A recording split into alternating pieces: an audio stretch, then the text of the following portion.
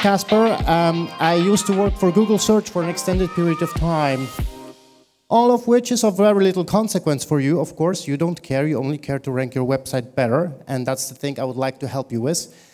The one thing you may care for is the fact that I've been involved with the search quality team. I've been working for the search quality team and penalizing websites and removing penalties. Of course, I never penalized any of your websites because you guys all work white hat. You don't cut any corners, but we may be talking about your friends' websites at some point. So there's a couple of things I would like to raise to share my experience. One thing to begin with is Google Webmaster Guidelines. Everybody here knows Webmaster Guidelines. I have no slightest doubt about that. The thing is, Google Webmaster Guidelines do get updated every now and then, but us as an industry, we don't always realize.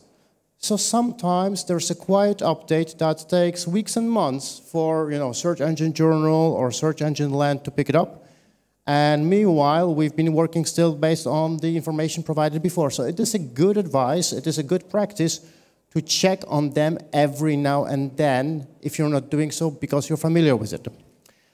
The other point that we want to talk about in detail today is reasons why Google does apply. They call that manual spam action.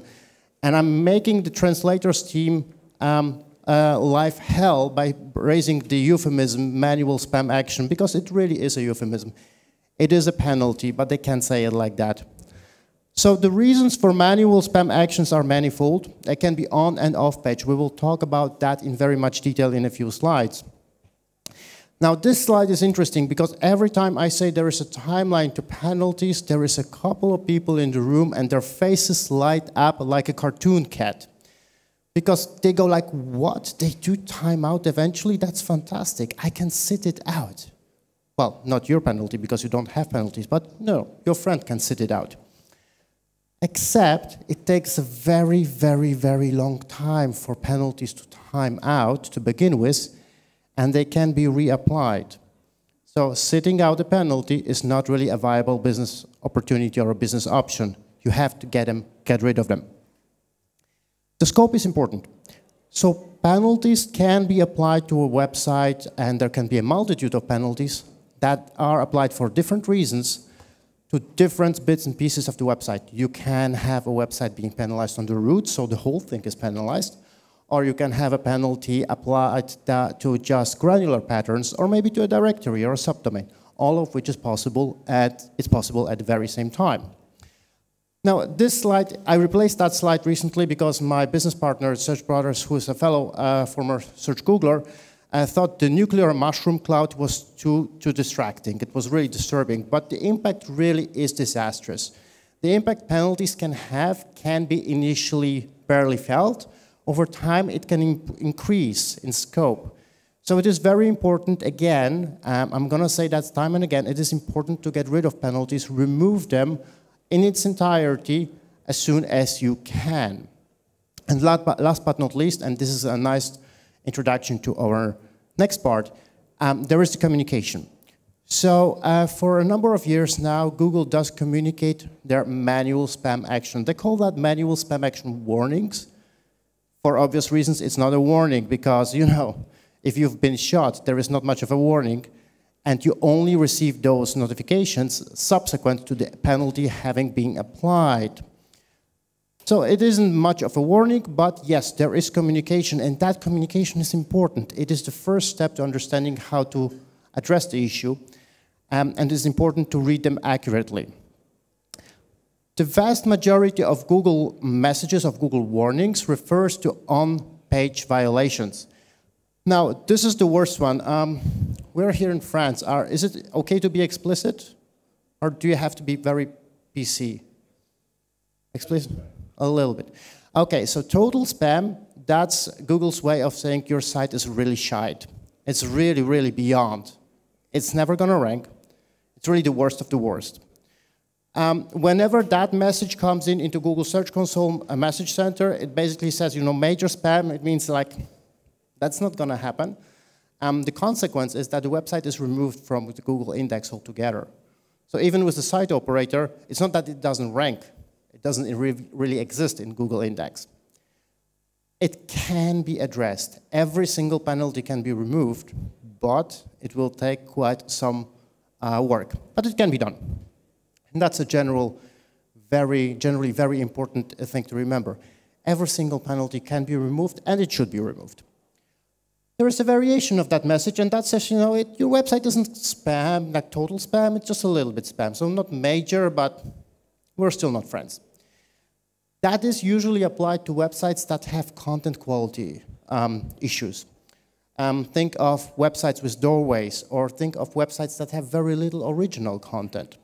Now, the consequence of having that website, that penalty applied to your friend's website, is a gradual decline in search visibility. It isn't a nosedive straight away, but it is something that happens over time and gets progressively worse over time. Again, we want to get rid of that as soon as possible. If you're following Google Webmaster Blog, there was an article about a week ago about the types of spam that were most frequently spotted last year. Among them was user spam. So that is spam that, your friend didn't create that spam, but they run a website with a Wikipedia page or a forum, or maybe they allow comments. And there is users that come by and add comments such as, oh, great post, here's my free Viagra link, to use the obvious classic.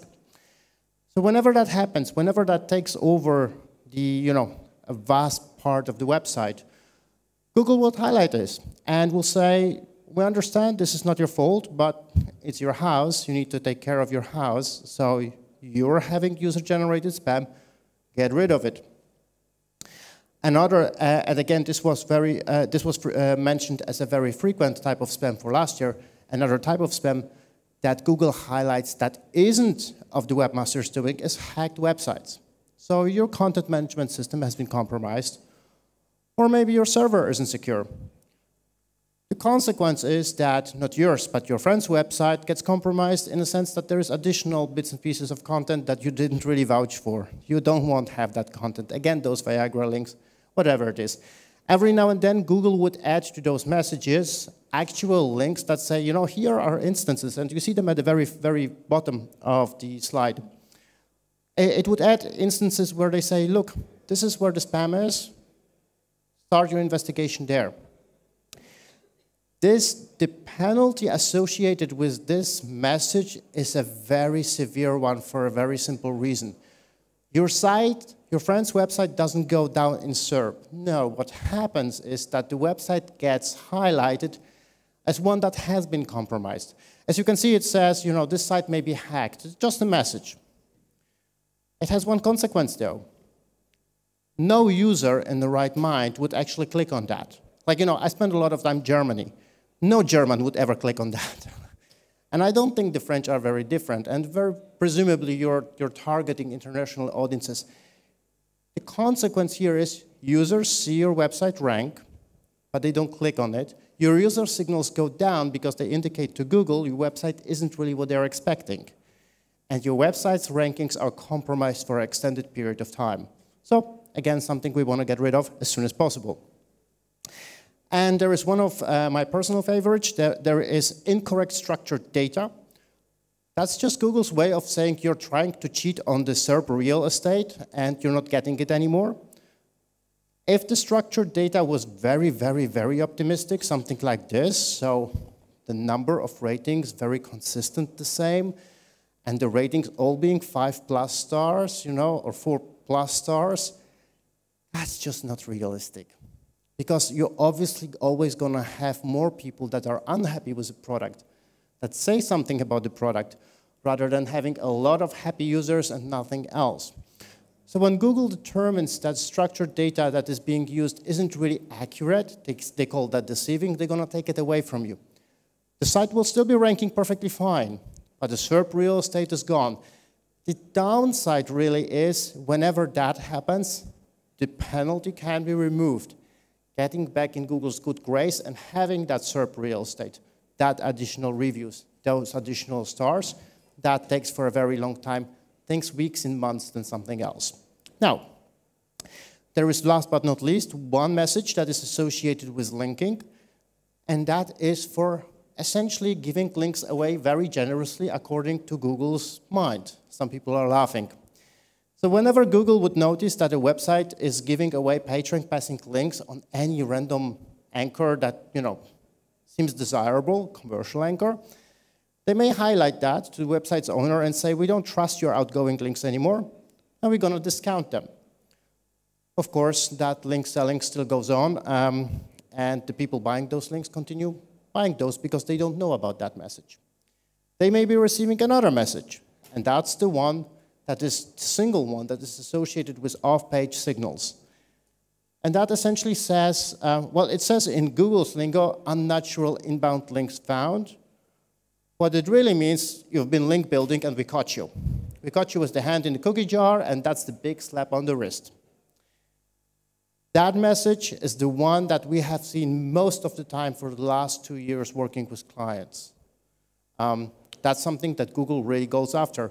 Now, even though Google created that situation where backlinks are a ranking factor, they are not fond of having PageRank passing links they deem to be unnatural or not merit-based. Whenever one of those messages, or maybe more than one, is received by your friend, they obviously want to get rid of the penalty before that happens. Because whenever a website is found to be buying links, the inevitable consequence of a short period of time is a total nosedive in rankings. Again, it can be fixed. The way you go about it with fixing is the reconsideration request. There is a process within Google that essentially helps you to get rid of the penalty. That's good news. The less great news is that most people go for the first time when they are experiencing it, possibly not the right way about it, and waste a lot of time and their resources. Never, ever apply for reconsideration straight away, because you're going to get a rejection. You can't apply for reconsideration if you don't know what's the issue. So the first step should always be investigation. Start with the message in Google Search Console. Try to find out what is it that Google frowns upon. Maybe they're telling you. Chances are they will. The very second and the very important step is to always document everything. And the reasons for documenting everything are twofold. To begin with, you want to have a postmortem. You want to avoid that situation from ever happening again. So you want to analyze and know what went wrong, how do you avoid it.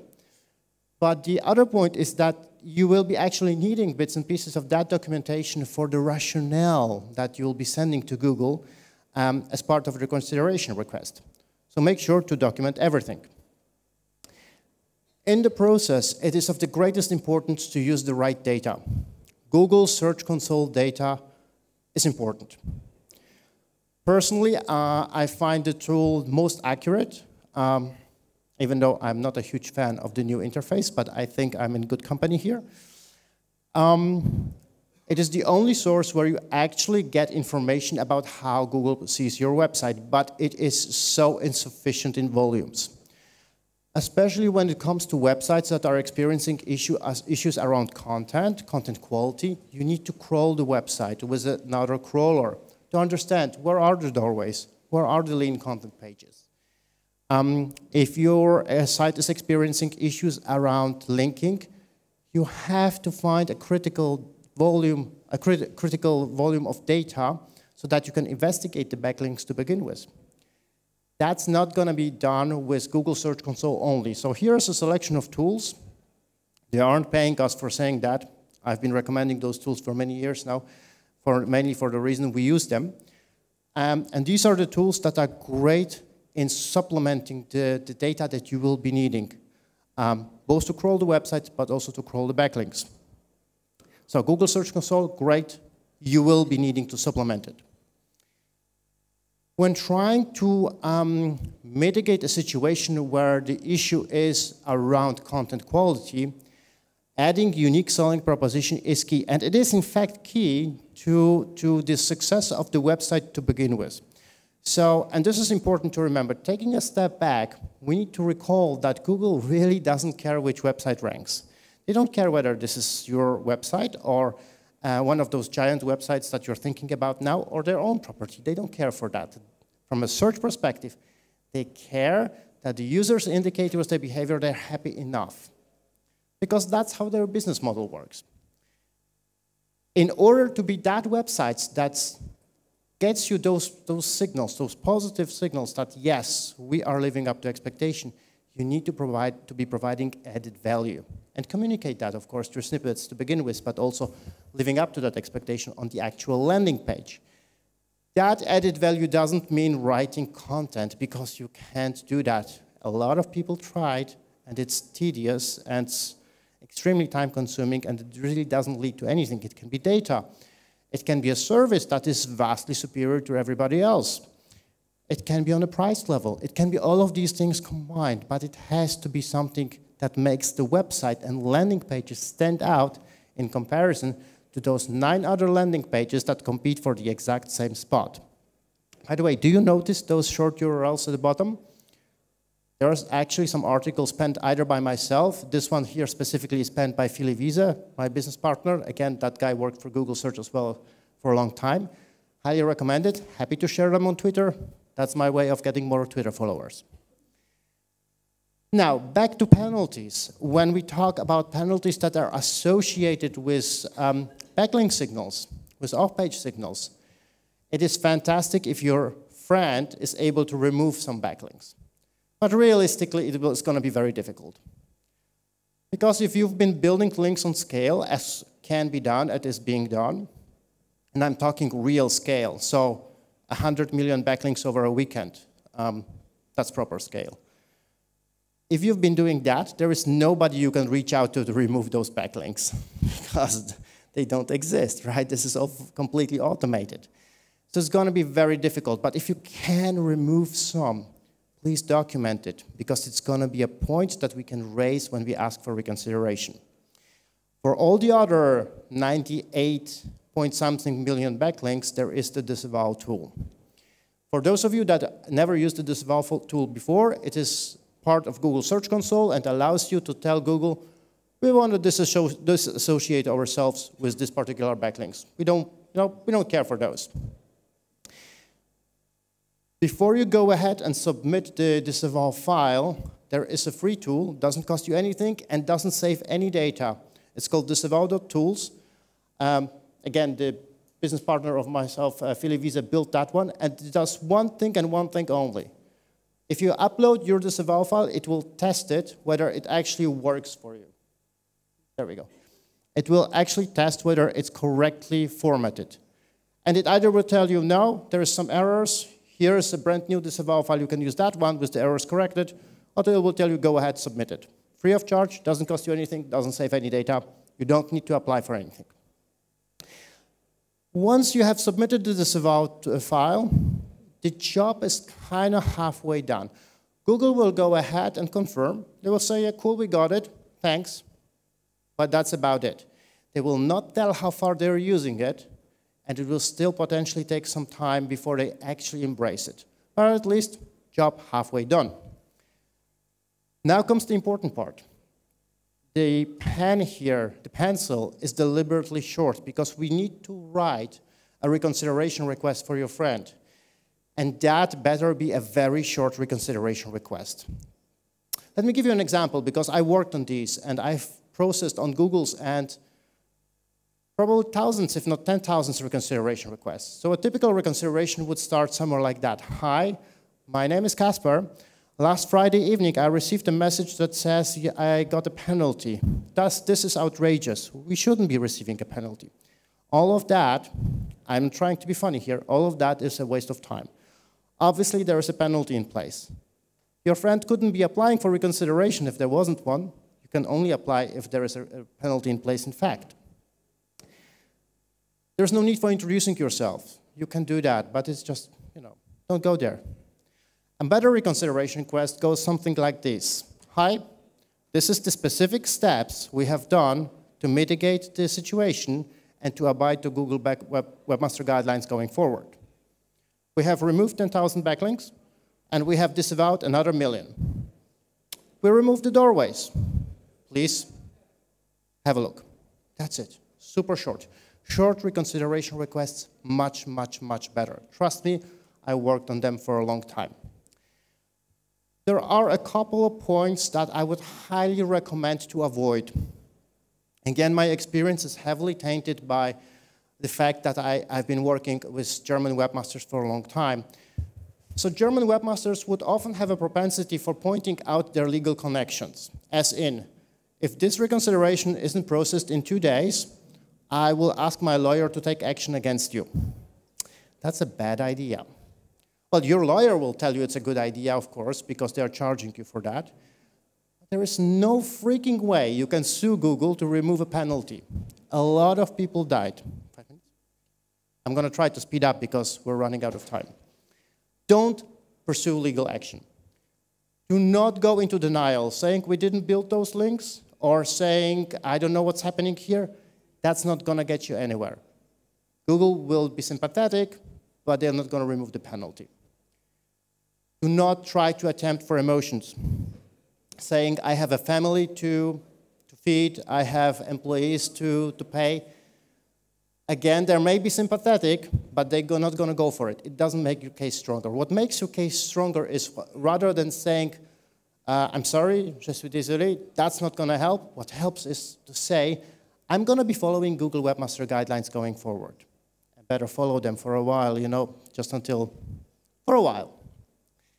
Now, the next thing that happens is you get a confirmation again. Once you submitted the reconsideration request, which is a very short one, they will say, yes, we got it, and there is no confirmed turnaround time. It can take anywhere from a couple hours to a couple of weeks until they actually process it and get back to you with the answer. There is no rule of thumb to say how much time it will take. Think between 8 hours and 8 weeks. Anything is possible. Difficult time to cope with, because you can just sit around and do nothing. The worst thing that can happen is that you get a reconsideration request rejected response, because that essentially means that the effort was insufficient and you have to start the dance from the beginning. So you will be wasting resources again. This is the reason for me saying it is best to get the reconsideration request through with the very first attempt, and for that reason, the cleanup effort must be thorough. Every now and then, Google would be like, you know what, we rejected the reconsideration request, but here's a hint.